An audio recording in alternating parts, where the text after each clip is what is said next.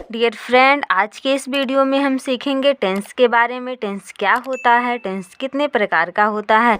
तो चलिए शुरू करते हैं आज का वीडियो। टेंस का मतलब होता है दोस्तों काल, और काल का मतलब क्या होता है? समय।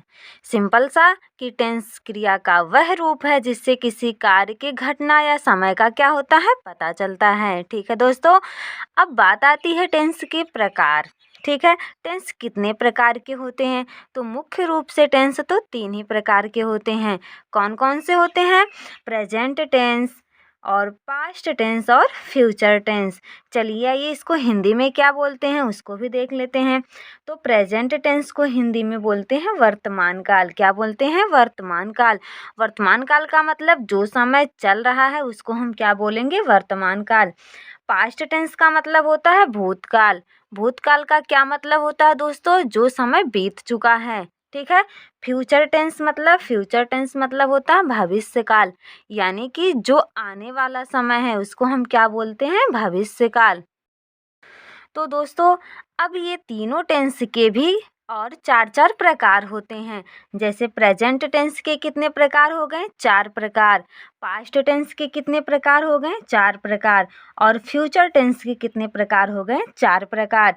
यानी कि मुख्य रूप से हमको टेंस के कितने प्रकार मिले? 3 प्रकार। प्रेजेंट, पास्ट और फ्यूचर। और उसके बाद प्रेजेंट टेंस के भी 4 और पास्ट के 4, फ्यूचर के 4 प्रकार।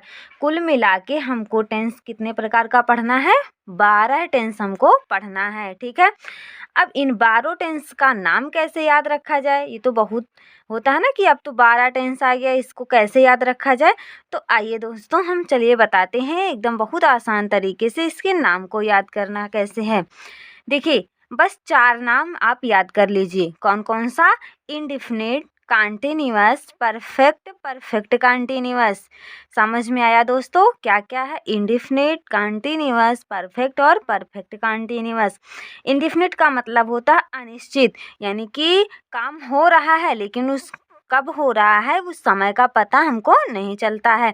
जैसे मैं फुटबॉल खेलता हूँ, तो फुटबॉल खेला तो जा रहा है, काम तो हो रहा है, लेकिन उस समय का नहीं पता है कब से कब तक खेलेगा या कब खेला, कुछ पता नहीं चल रहा है। इसीलिए इसको हम क्या बोलते हैं? इंडिफिनिट, यानी कि अनिश्चित। दूसरा पार्ट है कॉन्टिन्यूअस। कॉन्टिन्यूअस का मतलब होता है काम का जारी रहना, यानी कि कोई काम है जो चल रहा है। जैसे मैं फुटबॉल खेल रहा हूँ या खेल रही हूँ, तो ये क्या हो जाएगा? काम का जारी रहना, यानी कि काम चल रहा है। परफेक्ट, परफेक्ट का मतलब होता है काम पूरा हो चुका, यानी कि मैं फुटबॉल खेल चुकी हूँ या मैं पढ़ाई कर चुकी हूँ, काम वो मेरा कंप्लीट हो गया है, पूरा हो चुका है, इसको हम क्या बोलते हैं? परफेक्ट।